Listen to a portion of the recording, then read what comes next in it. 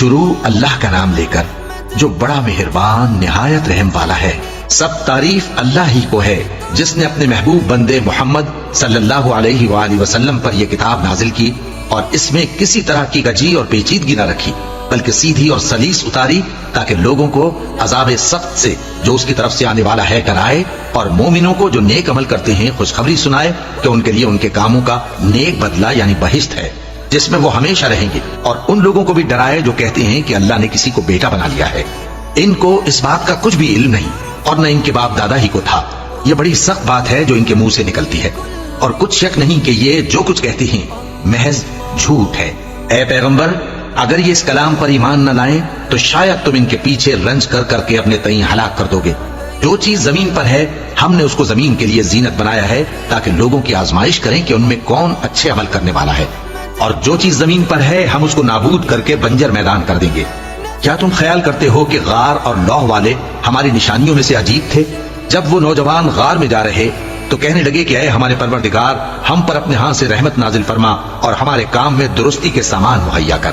تو ہم نے غار میں کئی سال تک ان کے کانوں پر نیند کا پردہ ڈالے رکھا، یعنی ان کو سلائے رکھا، پھر ان کو جگہ اٹھایا تاکہ معلوم کرے کہ جتنی مدت وہ غار میں رہے دونوں جماعتوں میں سے اس کی مقدار کس کو خوب یاد ہے۔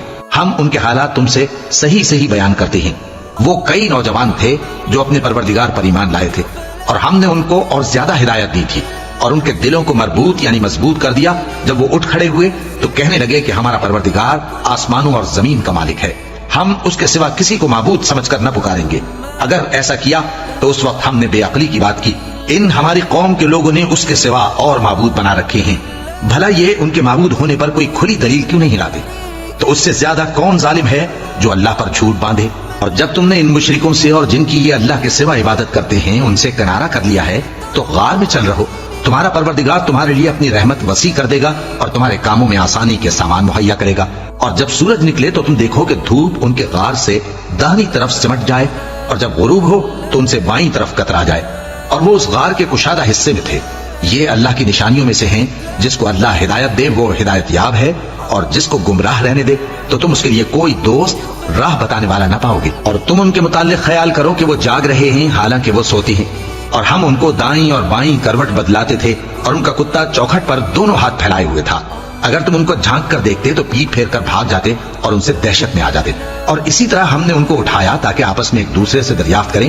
ایک کہنے والے نے کہا کہ تم یہاں کتنی مدت رہے؟ انہوں نے کہا کہ 1 دن یا اس سے بھی کم۔ انہوں نے کہا کہ جتنی مدت تم رہے ہو تمہارا پروردگار ہی اس کو خوب جانتا ہے، تو اپنے میں سے کسی کو یہ روپیہ دے کر شہر بھیجو، وہ دیکھے کہ نفیس کھانا کون سا ہے تو اس میں سے کھانا لے آئے، اور احتیاط سے آئے جائے اور تمہارا حال کسی کو نہ بتائے۔ اگر وہ تم پر دسترس پالیں گے تو تمہیں سنسار کر دیں گے یا پھر اپنے مذہب میں داخل کر لیں گے، اور اس وقت تم کبھی فلاح نہیں پاؤ گے۔ اور اسی طرح ہم نے لوگوں کو ان کے حال سے خبردار کر دیا تاکہ وہ جانیں کہ اللہ کا وعدہ سچا ہے، اور یہ کہ قیامت جس کا وعدہ کیا جاتا ہے اس میں کچھ شک نہیں۔ اس وقت لوگ ان کے بارے میں باہم جھگڑنے لگے اور کہنے لگے کہ ان کے غار پر عمارت بنا دو۔ ان کا پروردگار ان کے حال سے خوب واقف ہے۔ جو لوگ ان کے معاملے میں غلبہ رکھتے تھے وہ کہنے لگے کہ ہم ان کے غار پر مسجد بنائیں گے۔ بعض لوگ اٹکل پچو کہیں گے کہ وہ 3 تھے اور چوتھا ان کا کتا تھا، اور بعض کہیں گے کہ وہ 5 تھے اور چھٹا ان کا کتا تھا، اور بعض کہیں گے کہ وہ 7 تھے اور 8واں ان کا کتا تھا۔ کہہ دو کہ میرا پروردگار ہی ان کے شمار سے خوب واقف ہے، ان کو جانتے بھی ہیں تو تھوڑے ہی لوگ جانتے ہیں۔ تو تم ان کے معاملے میں بحث نہ کرنا مگر سرسری سی بحث، اور نہ ان کے بارے میں ان میں سے کسی سے کچھ دریافت ہی کرنا، اور کسی کام کی نسبت نہ کہنا کہ میں اسے کل کر دوں گا، مگر انشاءاللہ کہہ کر یعنی اگر اللہ چاہے تو کر دوں گا۔ اور جب اللہ کا نام لینا بھول جاؤ تو یاد آنے پر لے لو، اور کہہ دو کہ امید ہے کہ میرا پروردگار مجھے اس سے بھی زیادہ ہدایت کی باتیں بتائے۔ اور اصحاب کہف اپنے غار میں 9 پر 300 سال رہے۔ کہہ دو کہ جتنی مدت وہ رہے اسے اللہ ہی خوب جانتا ہے، اسی کو آسمانوں اور زمین کی پوشیدہ باتیں معلوم ہیں، وہ کیا خوب دیکھنے والا اور کیا خوب سننے والا ہے۔ اس کے سوا ان کا کوئی کارساز نہیں، اور نہ وہ اپنے حکم میں کسی کو شریک کرتا ہے۔ اور اپنے پروردگار کی کتاب کو جو تمہارے پاس بھیجی جاتی ہے پڑھتے رہا کرو، اس کی باتوں کو کوئی بدلنے والا نہیں، اور اس کے سوا تم کہیں پناہ بھی نہیں پاؤ گے۔ اور جو لوگ صبح و شام اپنے پروردگار کو پکارتے اور اس کی خوشنودی کے طالب ہیں ان کے ساتھ صبر کرتے رہو، اور تمہاری نگاہیں ان میں سے گزر کر اور طرف نہ دوڑے کہ تم دنیاوی زندگی کی رونقوں کے خواستگار ہو جاؤ۔ اور جس شخص کے دل کو ہم نے اپنی یاد سے غافل کر دیا ہے اور وہ اپنی خواہش کی پیروی کرتا ہے اور اس کا کام حد سے بڑھ گیا ہے اس کا کہا نہ ماننا۔ اور کہہ دو کہ لوگوں یہ قرآن تمہارے پروردگار کی طرف سے برحق ہے، تو جو چاہے ایمان لائے اور جو چاہے کافر رہے۔ ہم نے ظالموں کے لیے دوزخ کی آگ تیار کر رکھی ہے جس کی قناتیں ان کو گھیر رہی ہوں گی، اور اگر فریاد کریں گے تو ایسے کھولتے ہوئے پانی سے ان کی داد رسی کی جائے گی جو پگھلے ہوئے تانبے کی طرح گرم ہوگا اور جو ان کے چہروں کو بھون ڈالے گا۔ ان کے پینے کا پانی بھی برا اور آرام گاہ بھی بری، اور جو ایمان لائے اور کام بھی نیک کرتے رہے تو ہم نیک کام کرنے والوں کا اجر ضائع نہیں کرتے۔ ایسے لوگوں کے لیے ہمیشہ رہنے کے باغ ہیں جن میں ان کے محلوں کے نیچے نہریں بہ رہی ہیں، ان کو وہاں سونے کے کنگن پہنائے جائیں گے اور وہ باریک دیبا اور اطلس کے سبز کپڑے پہنا کریں گے اور تختوں پر تکیے لگا کر بیٹھا کریں گے۔ کیا خوب بدلہ اور کیا خوب آرام گاہ ہے۔ اور ان سے دو شخصوں کا حال بیان کرو جن میں سے ایک کو ہم نے انگور کے 2 باغ عنایت کیے تھے اور ان کے گردا گرد کھجوروں کے درخت لگا دیے تھے اور ان کے درمیان کھیتی پیدا کر دی تھی۔ دونوں باغ کثرت سے پھل لاتے اور اس کی پیداوار میں کسی طرح کی کمی نہ ہوتی، اور دونوں میں ہم نے ایک نہر بھی جاری کر رکھی تھی، اور اس طرح اس شخص کو ان کی پیداوار ملتی رہتی تھی۔ تو ایک دن جبکہ وہ اپنے دوست سے باتیں کر رہا تھا، کہنے لگا کہ میں تم سے مال و دولت میں بھی زیادہ ہوں اور جتھے اور جماعت کے لحاظ سے بھی زیادہ عزت والا ہوں، اور ایسی شیخیوں سے اپنے حق میں ظلم کرتا ہوا اپنے باغ میں داخل ہوا۔ کہنے لگا کہ میں نہیں خیال کرتا کہ یہ باغ کبھی تباہ ہو، اور نہ خیال کرتا ہوں کہ قیامت برپا ہو، اور اگر میں اپنے پروردگار کی طرف لوٹایا بھی جاؤں تو وہاں ضرور اس سے اچھی جگہ پاؤں گا۔ تو اس کا دوست جو اس سے گفتگو کر رہا تھا کہنے لگا کہ کیا تم اس ذات سے کفر کرتے ہو جس نے تم کو مٹی سے پیدا کیا، پھر نطفے سے، پھر تمہیں پورا آدمی بنایا؟ مگر میں تو یہ کہتا ہوں کہ اللہ ہی میرا پروردگار ہے اور میں اپنے پروردگار کے ساتھ کسی کو شریک نہیں کرتا۔ اور جب تم اپنے باغ میں داخل ہوئے تو تم نے ماشاء اللہ لا قوت الا باللہ کیوں نہ کہا؟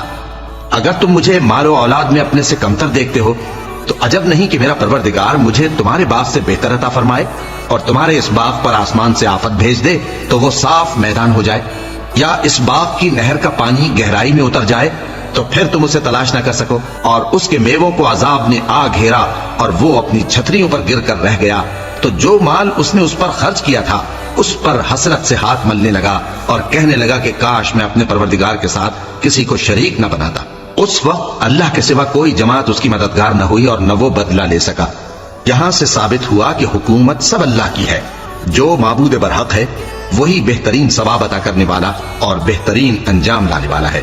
اور ان سے دنیا کی زندگی کی مثال بھی بیان کر دو کہ وہ ایسی ہے جیسے پانی جسے ہم نے آسمان سے برسایا تو اس کے ساتھ زمین کی پیداوار مل کر نکلی، پھر وہ چورا چورا ہو گئی کہ ہوائیں اسے اڑاتی پھرتی ہیں، اور اللہ تو ہر چیز پر قدرت رکھتا ہے۔ مال اور بیٹے تو دنیا کی زندگی کی رونق و زینت ہیں، اور نیکیاں جو باقی رہنے والی ہیں وہ ثواب کے لحاظ سے تمہارے پروردگار کے ہاں بہت اچھی اور امید کے لحاظ سے بہت بہتر ہیں۔ اور جس دن ہم پہاڑوں کو چلائیں گے اور تم زمین کو صاف میدان دیکھو گے اور ان لوگوں کو ہم جمع کر لیں گے تو ان میں سے کسی کو بھی نہیں چھوڑیں گے، اور سب تمہارے پروردگار کے سامنے صف باندھ کر لائے جائیں گے، تو ہم ان سے کہیں گے کہ جس طرح ہم نے تم کو پہلی بار پیدا کیا تھا اسی طرح آج تم ہمارے سامنے آئے، لیکن تم نے تو یہ خیال کر رکھا تھا کہ ہم نے تمہارے لیے قیامت کا کوئی وقت مقرر ہی نہیں کیا، اور اعمال کی کتاب کھول کر رکھی جائے گی تو تم گناہگاروں کو دیکھو گے کہ جو کچھ اس میں لکھا ہوگا اس سے ڈر رہے ہوں گے، اور کہیں گے ہائے شامت، یہ کیسی کتاب ہے کہ نہ چھوٹی بات کو چھوڑتی ہے نہ بڑی کو، کوئی بات بھی نہیں مگر اسے لکھ رکھا ہے، اور جو عمل کیے ہوں گے سب کو حاضر پائیں گے، اور تمہارا پروردگار کسی پر ظلم نہیں کرے گا۔ اور جب ہم نے فرشتوں کو حکم دیا کہ آدم کو سجدہ کرو تو سب نے سجدہ کیا مگر ابلیس نے نہ کیا، وہ جنات میں سے تھا تو اپنے پروردگار کے حکم سے باہر ہو گیا۔ کیا تم اس کو اور اس کی اولاد کو میرے سوا دوست بناتے ہو، حالانکہ وہ تمہارے دشمن ہیں، اور شیطان کی دوستی ظالموں کے لیے اللہ کی دوستی کا برا بدل ہے۔ میں نے ان کو نہ تو آسمانوں اور زمین کے پیدا کرنے کے وقت بلایا تھا اور نہ خود ان کے پیدا کرنے کے وقت، اور میں ایسا نہ تھا کہ گمراہ کرنے والوں کو مددگار بناتا۔ اور جس دن اللہ فرمائے گا کہ اب میرے شریکوں کو جن کی نسبت تم معبود ہونے کا گمان رکھتے تھے بلاؤ، تو وہ ان کو بلائیں گے مگر وہ ان کو کچھ جواب نہ دیں گے، اور ہم ان کے درمیان ہلاکت کی ایک جگہ بنا دیں گے، اور گناہگار لوگ دوزخ کو دیکھیں گے تو یقین کر لیں گے کہ وہ اس میں پڑنے والے ہیں، اور اس سے بچنے کا کوئی راستہ نہ پائیں گے۔ اور ہم نے اس قرآن میں لوگوں کے سمجھانے کے لیے طرح طرح کی مثالیں بیان فرمائی ہیں، لیکن انسان سب چیزوں سے بڑھ کر جھگڑالو ہے۔ اور لوگوں کے پاس جب ہدایت آ گئی تو ان کو کس چیز نے منع کیا کہ ایمان لائیں اور اپنے پروردگار سے بخشش مانگیں، بجز اس کے کہ اس بات کے منتظر ہوں کہ انہیں بھی پہلوں کا سا معاملہ پیش آئے یا ان پر عذاب سامنے سے آ جائے۔ اور ہم جو پیغمبروں کو بھیجا کرتے ہیں تو صرف اس لیے کہ لوگوں کو اللہ کی نعمتوں کی خوشخبریاں سنائیں اور عذاب سے ڈرائیں، اور جو کافر ہیں وہ باطل کی مدد سے جھگڑا کرتے ہیں تاکہ اس سے حق کو پھسلا دیں، اور انہوں نے ہماری آیتوں کو اور جس چیز سے ان کو ڈرایا جاتا ہے اسے ہنسی بنا لیا ہے۔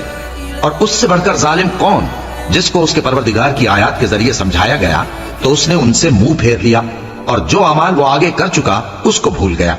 ہم نے ان کے دلوں پر پردے ڈال دیے کہ اسے سمجھ نہ سکیں، اور کانوں میں ثقل پیدا کر دیا ہے کہ سن نہ سکیں، اور اگر تم ان کو رستے کی طرف بلاؤ تو کبھی رستے پر نہ آئیں گے، اور تمہارا پروردگار بخشنے والا صاحب رحمت ہے۔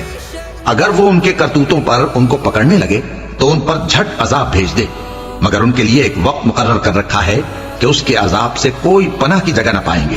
اور یہ بستیاں جو ویران پڑی ہیں، جب انہوں نے کفر کر کے ظلم کیا تو ہم نے ان کو تباہ کر دیا، اور ان کی تباہی کے لیے ایک وقت مقرر کر دیا تھا۔ اور جب موسیٰ نے اپنے شاگرد سے کہا کہ جب تک میں 2 دریاؤں کے ملنے کی جگہ نہ پہنچ جاؤں ٹلنے کا نہیں، خاص صدیوں چلتا رہوں۔ پھر جب وہ دونوں ان دریاؤں کے سنگم پر پہنچے تو اپنی مچھلی بھول گئے، پھر اس مچھلی نے دریا میں سرنگ کی طرح اپنا رستہ بنا لیا۔ جب آگے چلے تو موسیٰ نے اپنے شاگرد سے کہا کہ ہمارا کھانا لاؤ، اس سفر سے ہم کو بہت تکان ہو گئی ہے۔ اس نے کہا کہ بھلا آپ نے دیکھا کہ جب ہم نے اس چٹان کے پاس آرام کیا تھا تو میں مچھلی وہیں بھول گیا، اور مجھے آپ سے اس کا ذکر کرنا شیطان نے بھلا دیا، اور اس مچھلی نے عجیب طرح سے دریا میں اپنا رستہ بنایا۔ موسیٰ نے کہا یہی تو وہ مقام ہے جسے ہم تلاش کرتے تھے۔ تو وہ اپنے پاؤں کے نشان دیکھتے دیکھتے لوٹ گئے۔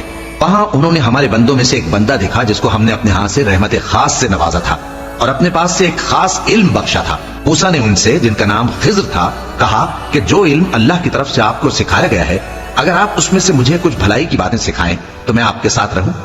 خضر نے کہا کہ تم میرے ساتھ رہ کر صبر نہیں کر سکو گے، اور جس بات کی تمہیں خبر ہی نہیں اس پر صبر کر بھی کیسے سکتے ہو؟ موسیٰ نے کہا اللہ نے چاہا تو آپ مجھے صابر پائیے گا، اور میں آپ کے ارشاد کے خلاف نہیں کروں گا۔ خضر نے کہا اگر تم میرے ساتھ رہنا چاہو تو شرط یہ ہے مجھ سے کوئی بات نہ پوچھنا جب تک میں خود اس کا ذکر تم سے نہ کروں۔ تو دونوں چل پڑے، یہاں تک کہ جب کشتی میں سوار ہوئے تو خضر نے کشتی کو پھاڑ ڈالا۔ موسیٰ نے کہا کیا آپ نے اس کو اس لیے پھاڑا ہے کہ سواروں کو غرق کر دی؟ یہ تو آپ نے بڑی عجیب بات کی۔ خضر نے کہا کیا میں نے نہیں کہا تھا کہ تم میرے ساتھ صبر نہ کر سکو گے؟ موسیٰ نے کہا کہ جو بھول مجھ سے ہوئی اس پر مواخذہ نہ کیجیے اور میرے معاملے میں مجھ پر مشکل نہ ڈالیے۔ پھر دونوں چلے، یہاں تک کہ رستے میں ایک لڑکا ملا تو خضر نے اسے مار ڈالا۔ موسیٰ نے کہا کہ آپ نے ایک بے گناہ شخص کو ناحق بغیر قصاص کے مار ڈالا، یہ تو آپ نے بری بات کی۔ خضر نے کہا کیا میں نے نہیں کہا تھا کہ تم سے میرے ساتھ صبر نہیں ہو سکے گا؟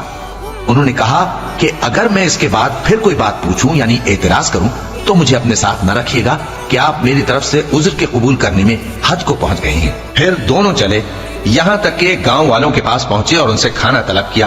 انہوں نے ان کی ضیافت کرنے سے انکار کیا۔ پھر انہوں نے وہاں ایک دیوار دیکھی جو گرا چاہتی تھی تو خضر نے اس کو سیدھا کر دیا۔ موسیٰ نے کہا کہ اگر آپ چاہتے تو ان سے اس کا معاوضہ لے لیتے تاکہ کھانے کا کام چلتا۔ خضر نے کہا کہ اب مجھ میں اور تم میں علیحدگی، مگر جن باتوں پر تم صبر نہ کر سکے میں ان کا تمہیں بھید بتائے دیتا ہوں کہ وہ جو کشتی تھی غریب لوگوں کی تھی جو دریا میں محنت کر کے یعنی کشتیاں چلا کر گزارا کرتے تھے، اور ان کے سامنے کی طرف ایک بادشاہ تھا جو ہر اچھی کشتی کو زبردستی چھین لیتا تھا۔ تو میں نے چاہا کہ اسے عیبدار کر دوں تاکہ وہ اسے غصب نہ کر سکے، اور وہ جو لڑکا تھا اس کے ماں باپ دونوں مومن تھے۔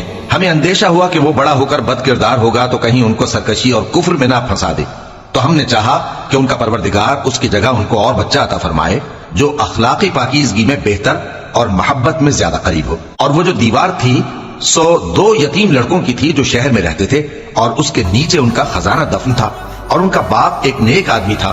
تو تمہارے پروردگار نے چاہا کہ وہ اپنی جوانی کو پہنچ جائیں اور پھر اپنا خزانہ نکالے۔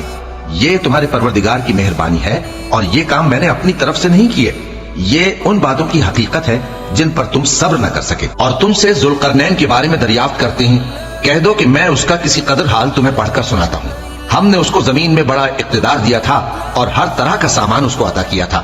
تو اس نے ایک سفر کا سامان کیا، یہاں تک کہ جب سورج کے غروب ہونے کی جگہ پہنچا تو اسے ایسا پایا کہ ایک کیچڑ والے چشمے میں ڈوب رہا ہے، اور اس چشمے کے پاس ایک قوم دیکھی۔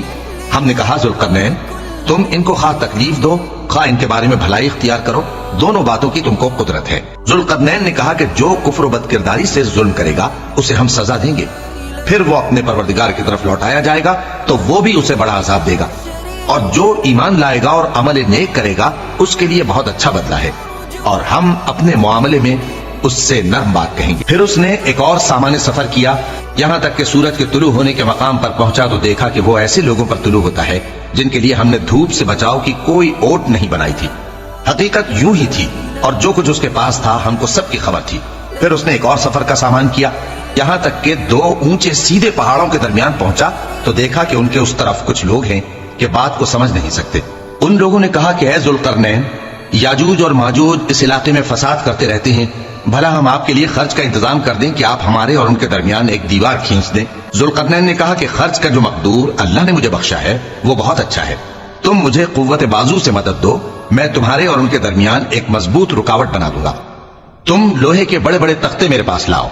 चुनाचे काम जारी कर दिया गया, यहां तक कि जब उसने दोनों पहाड़ों के दरमियान का हिस्सा बराबर कर दिया और कहा कि अब इसे धोको, यहां तक कि जब उसको धोक धोक कर आग कर दिया तो कहा कि अब मेरे पास तांबा लाओ कि उस पर पिघला कर डाल दूं।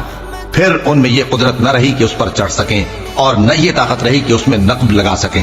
बोला कि ये मेरे परवरदिगार की मेहरबानी है। फिर जब मेरे परवरदिगार का वादा आ पहुंचेगा तो उसको ढाकर हम वार कर देगा, और मेरे परवरदिगार का वादा सच्चा है। उस रोज हम उनको छोड़ देंगे कि रूए जमीन पर फैल कर एक दूसरे में घुस जाएंगे, और सूर फूका जाएगा तो हम सबको जमा कर लेंगे, और उस रोज हम जहन्नम को काफिरों के सामने लाएंगे जिनकी आंखें मेरी याद से पर्दे में थीं और वह सुनने की ताकत नहीं रखते थे। अब क्या काफिर ये ख्याल करते हैं कि वो मेरे बंदों को मेरे सिवा अपना कारसाज बनाएंगे तो मैं खफा नहीं होऊंगा? हमने ऐसे काफिरों के लिए जहन्नम की मेहमानी तैयार कर रखी है। कह दो कि हम तुम्हें ऐसे लोग बताएं जो अमाल के लिहाज से बड़े नुकसान में हैं। ये वो लोग हैं जिनकी दौड़ धूप दुनिया की जिंदगी में बर्बाद हो गई और वो ये समझे हुए हैं कि वो अच्छे काम कर रहे हैं। ये वो लोग हैं जिन्होंने अपने परवरदिगार की आयतों को न माना और उसके सामने जाने से इनकार किया, तो उनके अमाल जाया हो गए। सो हम क़यामत के दिन उनके लिए कुछ भी वजन कायम नहीं करेंगे। ये उनकी सजा है यानी जहन्नम, इसलिए कि उन्होंने कुफ्र किया और हमारी आयतों और हमारे पैगंबरों की हंसी उड़ाई। जो लोग ईमान लाए और अमल नेक किए उनके लिए बहिश्त के बाग बतौर मेहमानी होंगे, हमेशा उनमें रहेंगे और वहां से मकान बदलना न चाहेंगे। कह दो कि अगर समंदर मेरे परवरदिगार की बातों के लिखने के लिए रोशनाई हो तो कबल इसके कि मेरे परवरदिगार की बातें तमाम हों समंदर खत्म हो जाए, अगरचे हम वैसा ही और उसकी मदद को लाएं। कह दो कि मैं तुम्हारी तरह का एक बशर हूं, अलबत्ता मेरी तरफ वही आती है कि तुम्हारा माबूद वही एक माबूद है। तो जो शख्स अपने परवरदिगार से मिलने की उम्मीद रखे चाहिए कि अमल नेक करे और अपने परवरदिगार की इबादत में किसी को शरीक न बनाए।